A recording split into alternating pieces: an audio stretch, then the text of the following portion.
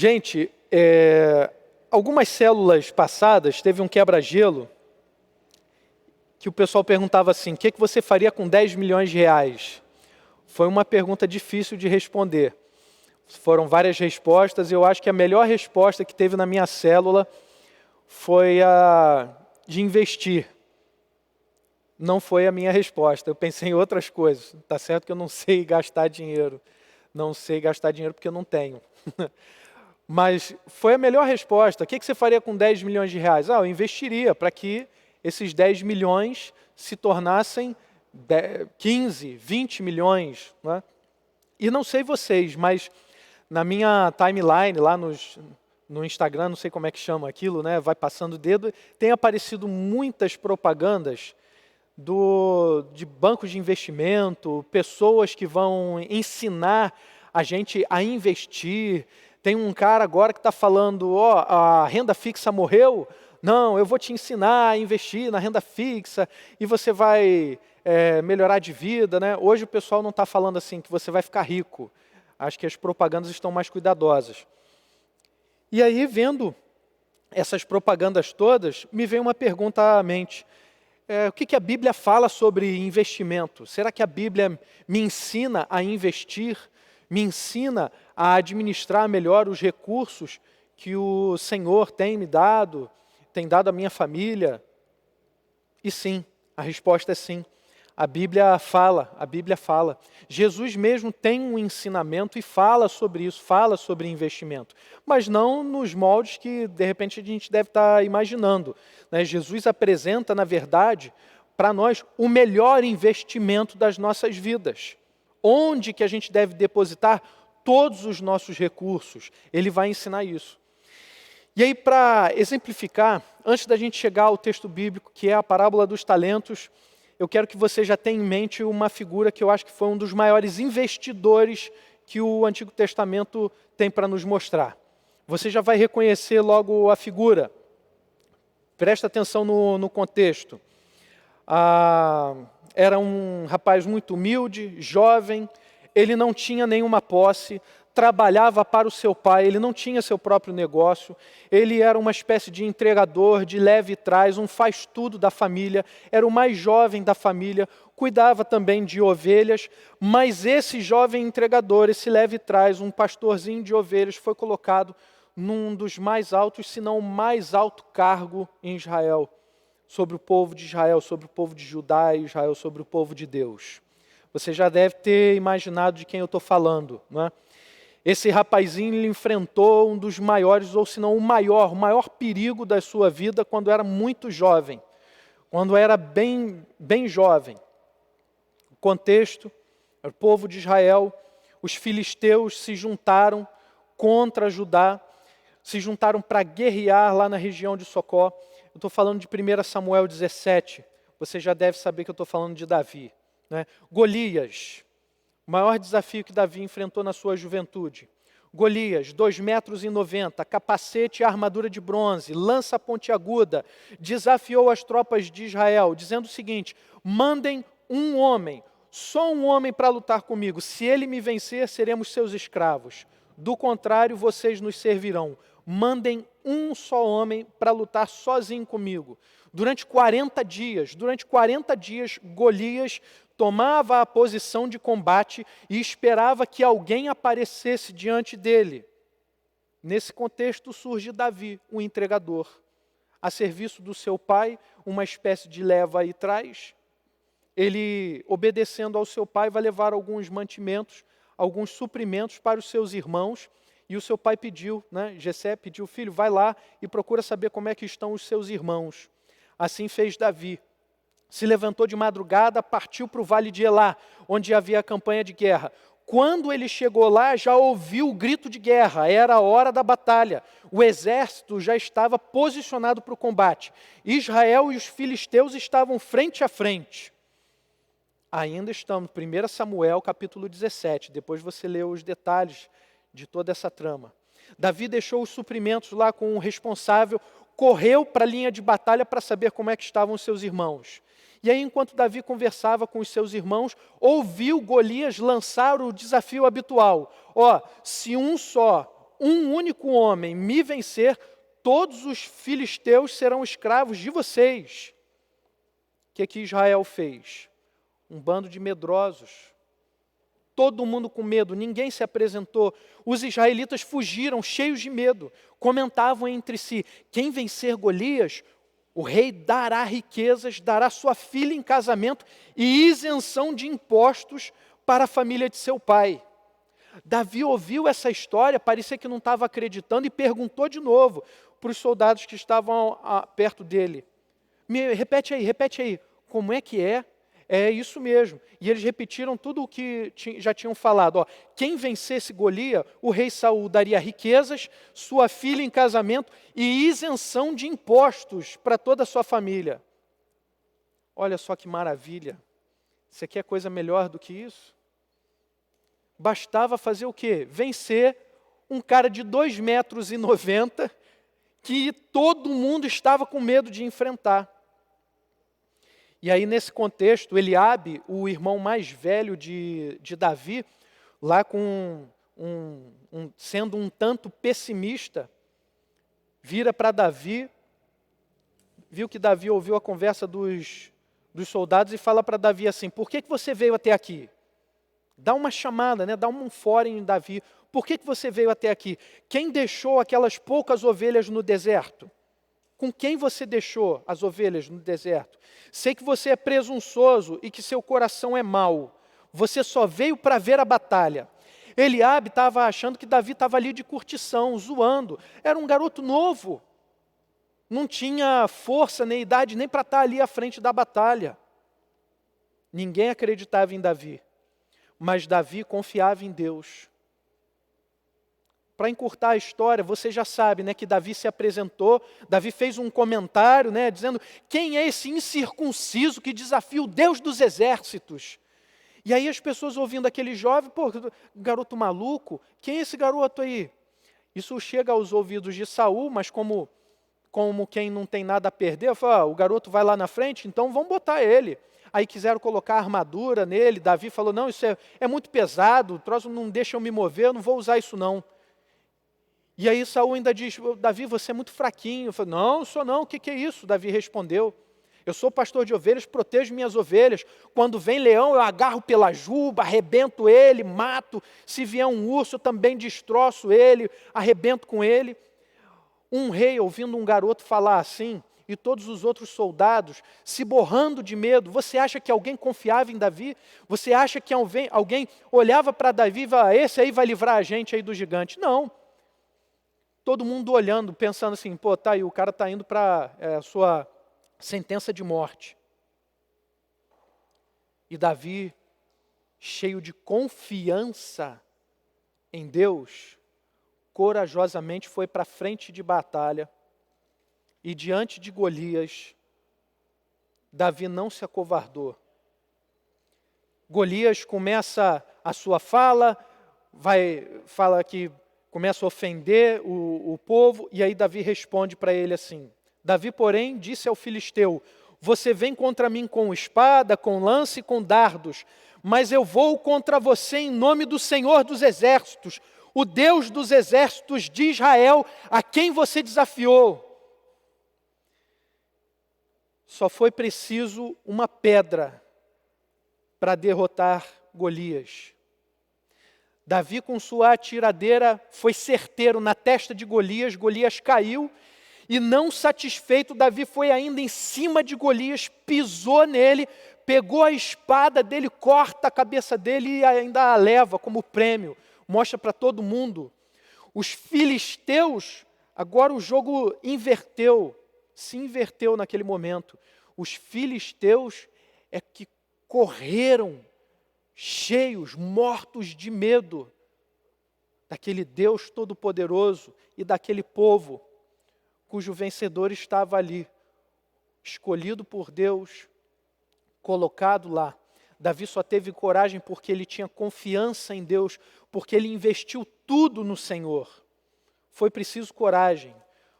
Davi arriscou até a sua própria vida, mas ele só teve coragem porque ele investiu tudo no Senhor. Ele investiu tudo contra Golias porque ele já tinha investido tudo no Senhor.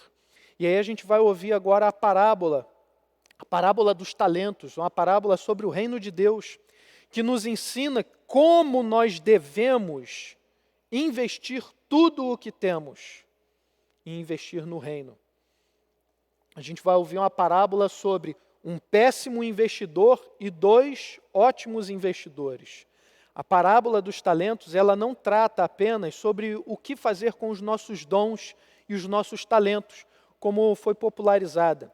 Mas a parábola, ela ensina a respeito de todos os recursos, como nós devemos administrar e investir todos os recursos que o Senhor nos dá. Desde os recursos emocionais, os recursos psicológicos, interiores, intelectuais e os nossos recursos materiais também. Você deve lembrar, nós estamos aí em Mateus 25, né? Então antes, em Mateus 24, é narrado Jesus saindo do templo e passa a falar sobre o final dos tempos, como o pastor Jonatas pregou domingo passado, né? Falando do sermão escatológico de Jesus, mas com referência no texto lá paralelo a Mateus 24, que é Marcos 13. Então, no capítulo 24 de Mateus, Jesus enaltece a figura do servo bom e fiel.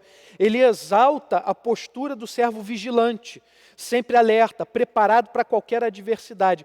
E, na verdade, preparado para a volta, preparado para o retorno do seu Senhor. Como ele diz em Mateus 24, 42, portanto vigiem, porque vocês não sabem em que dia virá o seu Senhor. E aí então, em Mateus 25, Jesus passa a explicar como será o reino. Em primeiro, contando a parábola das 10 virgens, 5 virgens insensatas, 5 virgens prudentes, e depois ele conta a parábola dos talentos, como a gente lê agora em Mateus 25, do verso 14 ao 30. E também será o reino dos céus, e também será como um homem que, ao sair de viagem, chamou os seus servos e confiou-lhes os seus bens. A um deu 5 talentos, a outro 2, a outro 1. A cada um de acordo com a sua capacidade. Desculpem. Em seguida, partiu de viagem. O que havia recebido 5 talentos saiu imediatamente, aplicou-os e ganhou mais 5. Também o que tinha 2 talentos ganhou mais 2. Mas o que tinha recebido 1 talento saiu, cavou um buraco no chão e escondeu o dinheiro do seu senhor. Depois de muito tempo, o senhor daqueles servos voltou e acertou contas com eles. O que tinha recebido 5 talentos trouxe outros 5 e disse: o Senhor me confiou 5 talentos. Veja, eu ganhei mais 5. O Senhor respondeu: muito bem, servo bom e fiel. Você foi fiel no pouco, eu o porei sobre o muito. Venha e participe da alegria do seu Senhor. Veio também o que tinha recebido 2 talentos e disse: perdão, irmãos. Veio também o que tinha recebido 2 talentos e disse: o Senhor me confiou 2 talentos, veja, eu ganhei mais 2. O Senhor respondeu: muito bem, servo bom e fiel, você foi fiel no pouco, eu o porei sobre o muito, venha e participe da alegria do seu Senhor. Por fim, veio o que tinha recebido 1 talento e disse: eu sabia que o Senhor é um homem severo, que colhe onde não plantou e junta onde não semeou. Por isso, tive medo, saí e escondi o seu talento no chão. Veja, aqui está o que pertence ao Senhor. O Senhor respondeu: servo mau e negligente, você sabia que eu colho onde não plantei e junto onde não semeei? Então você devia ter confiado o meu dinheiro aos banqueiros para que, quando eu voltasse, o recebesse de volta com juros. Tirem o talento dele e entreguem-no ao que tem 10, pois a quem tem mais será dado, e terá em grande quantidade. Mas quem não tem, até o que tem lhe será tirado. Lancem fora o servo inútil, nas trevas, onde haverá choro e ranger de dentes. Olhem que interessante esse final. Servo mau e negligente. Quando o Senhor responde ao seu servo, ele faz uma pergunta: você sabia que eu colho onde não plantei e junto onde não semeei? É uma espécie de... é um questionamento, é quase retórico, que ele faz ao servo, como quem diz assim: de onde você tirou essa ideia? E aí ele responde o que ele deveria ter feito. Você deveria ter confiado meu dinheiro aos banqueiros. E o Senhor ainda diz: tirem o talento dele e entreguem-no ao que tem 10. Pois aquele que recebe do Senhor e administra mal, não terá nada para entregar ao seu Senhor. E até o que tem, como Jesus diz, será tirado e entregue àqueles que administram bem. Como eu já disse antes, no capítulo 24, no capítulo anterior, capítulo 24 de Mateus, Jesus quer que os discípulos estejam alertas. Ele exalta a postura do servo vigilante. Aquele servo preparado para qualquer adversidade, aquele que está preparado para o retorno do seu Senhor. Como ele disse: portanto vigiem, porque vocês não sabem em que dia virá o seu Senhor. Na parábola dos talentos, nesse capítulo 25, verso 14 ao 30 que a gente leu, Jesus está nos ensinando o melhor meio de nos mantermos vigilantes, ou seja, investindo tudo no reino a fim de multiplicar os recursos que Deus nos deu. É a melhor maneira. E aí vamos extrair algumas lições. A primeira: os recursos que recebemos pertencem a Deus. É a primeira coisa que fica bem clara nessa parábola. Mateus 25, 14. E também será o reino dos céus, e também será como um homem que, ao sair de viagem, chamou os seus servos e confiou-lhes os seus bens. Todos os nossos recursos, tudo aquilo que nós temos, desde os recursos materiais e imateriais, pertencem ao Senhor. Todos esses recursos nos foram dados por Deus, de maneira tal que nós somos, como diziam os antigos evangélicos, nós somos mordomos. Nós somos meros administradores dos recursos que Deus nos deu. Então a gente deve dar o nosso melhor e aplicar esses recursos de maneira tal que eles sejam multiplicados. Tudo que nós recebemos não é nosso, mas é do Senhor. Nós estamos cuidando desses recursos para que o Senhor, o nome de Jesus seja exaltado, para que o reino de Deus seja divulgado, espalhado, o evangelho seja pregado. Então nós somos apenas mordomos.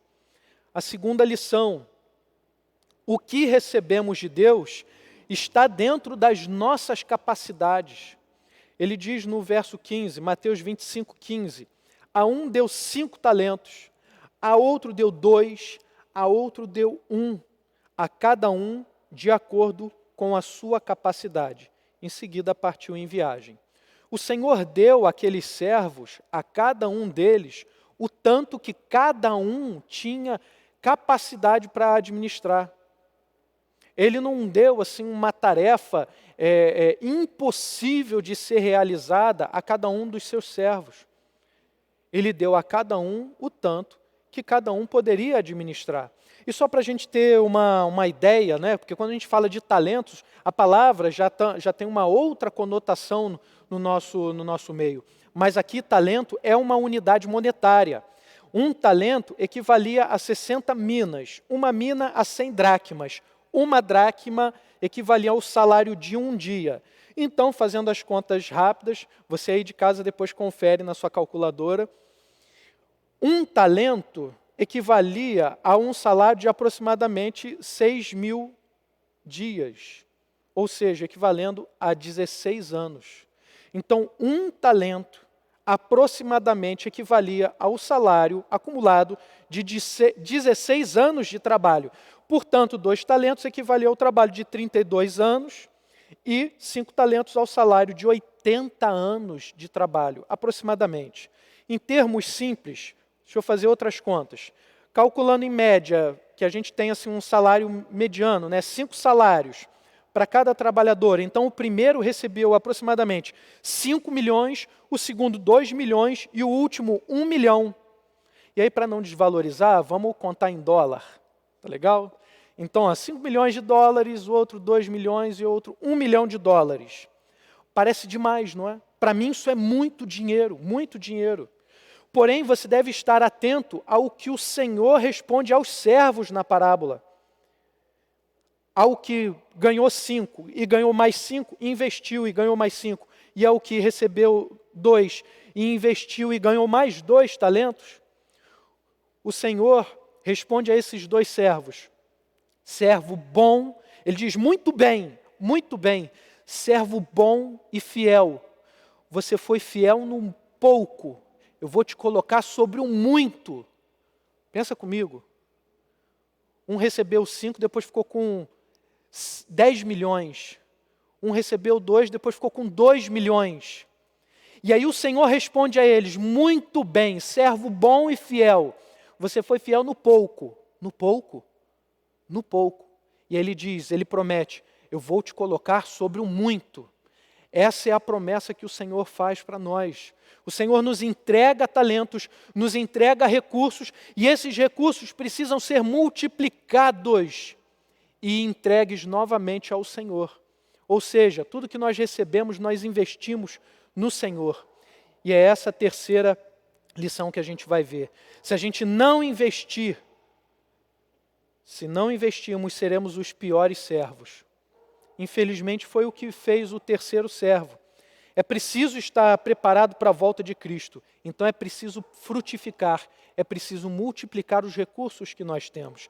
Mateus 25, 16 a 18 diz assim, o que havia recebido 5 talentos saiu imediatamente, aplicou-os, ganhou mais 5. Também o que tinha 2 talentos ganhou mais 2.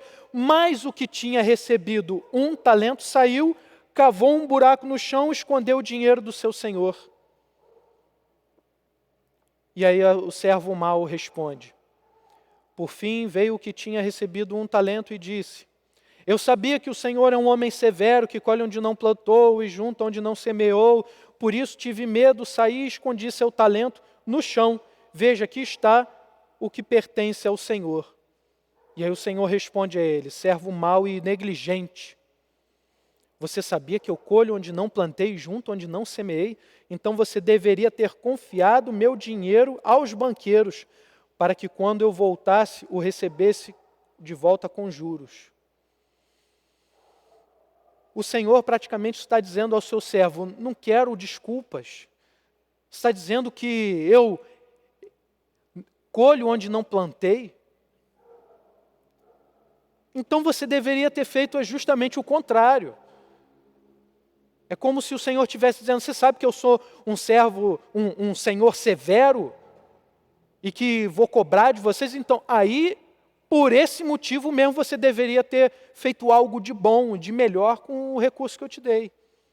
É isso que o Senhor está dizendo ao servo mau e negligente. Não dê desculpas. Essa terceira lição, se a gente não investir, nós seremos os piores servos. Então não dê desculpas, não fique de mimimi, assuma a responsabilidade pelos seus atos. A gente precisa ser proativo. E olha, falo com sinceridade para vocês, essa meditação é para mim, para ser mais proativo, se jogar mais, ter mais coragem, confiança em Deus, como fez Davi. A gente tem que ter mais iniciativa, é melhor o feito do que o perfeito. Às vezes a gente fica teorizando demais, a gente tem ideias maravilhosas, mas a gente não realiza nada. Às vezes a gente pensa, puxa vida, seria tão bom, né? Pensei num irmão, podia orar por ele, mas você não ora. Podia mandar aquele recadinho, vou mandar esse versículo, vou mandar essa pregação, e você não manda. Não sei se o meu irmão vai gostar, não sei se aquele fulano, meu amigo, vai entender, não sei. Poxa, faça! É melhor fazer do que você ficar aí só na teoria e não fazer nada. Invista todos os recursos que Deus te deu. Quem é o servo bom e fiel? É justamente aquele que investe tudo o que o Senhor deu, todos os recursos que o Senhor deu, Ele investe em Jesus. E é essa a única aplicação que eu quero deixar para nós nessa noite. Aplique tudo no reino, invista tudo em Jesus. Jesus estava falando de vigilância, e a gente aprende através da parábola dos talentos o melhor meio de mantermos-nos vigilantes, para a gente se manter alerta, é investir tudo em Jesus. Vigiar é investir. A gente precisa investir tudo em Jesus. Na hora de investir os recursos que Deus lhe deu, você tem que investir tudo no reino. Investir tudo no reino é entregar todos os seus, não é entregar todos os seus recursos para uma pessoa gastar. Não é você transferir a sua responsabilidade sobre outra pessoa. Não é você pegar seus recursos materiais ou imateriais e jogar para cima de alguém para falar, vê aí o que você pode fazer com isso. Investir tudo em Jesus, sim, é que é a melhor forma da gente vigiar e é o melhor investimento das nossas vidas. Agora, presta bem atenção. Ninguém está pedindo seu dinheiro. Ninguém está falando do seu dinheiro de maneira velada. Estou aqui mandando um recado. Né? Ninguém está pedindo o seu dinheiro. Porque, na verdade, Jesus não quer nossos 10%, ou uma parte, uma oferta. Jesus quer tudo. Todos os nossos recursos, porque, na verdade, não são nossos. Pertencem a Deus. A nossa vida não é nossa. Pertence a Deus. O suor do nosso rosto, que depois se transforma em trabalho, em salário, isso tudo pertence a Deus, não é nada nosso. Então Jesus exige de nós a nossa vida inteira. Então você tem que se dar por inteiro a Jesus. E aí, o que é investir no reino? O que é investir tudo em Jesus? É empenhar seu tempo orando e meditando na palavra, é orar pelo seu amigo de oração, é você orar pela sua célula, pelo seu líder de célula, pelos irmãos da célula, é clamar a Deus pela cura do seu irmão doente, do seu amigo que está passando necessidade, é se desviar da sua rota 5 minutos para você dar de comer a um faminto, é você contribuir para a feirinha. Isso é investir no reino, isso é investir em Jesus. É trabalhar como voluntário na comunicação e fazer o culto acontecer. Isso é investir em Jesus. É enviar um link do culto. Isso é investir em Jesus. É dar atenção à sua família. É cuidar da sua saúde. Isso é investir no reino. Isso é investir em Jesus. É aplicar com sabedoria os recursos que Deus lhe deu. Não gastando em bobagens, em coisas que não são necessárias, mas investindo no reino. Investir tudo em Jesus é ter a nossa confiança inabalável no nosso Pai. E aí sim, com coragem ainda maior do que a de Davi, confiantes no nosso Pai, nós vamos enfrentar e vamos vencer todos os desafios que chegarem até nós. Pode ter a 11ª praga, a 12ª, a 13ª, podem vir pragas, podem vir notícias de novos vírus, de novas doenças. Nós investimos tudo em Jesus e não há nada nesse mundo que possa fazer esse investimento negativar. Nada, nada.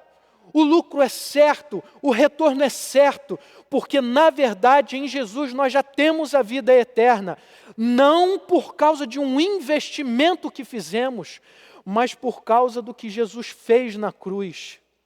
Então tudo aquilo que nós recebemos, tal e qual aparece na parábola, como o Senhor da parábola diz, olha, os recursos que eu estou lhe dando, meus servos, são poucos, é tudo pouco comparado ao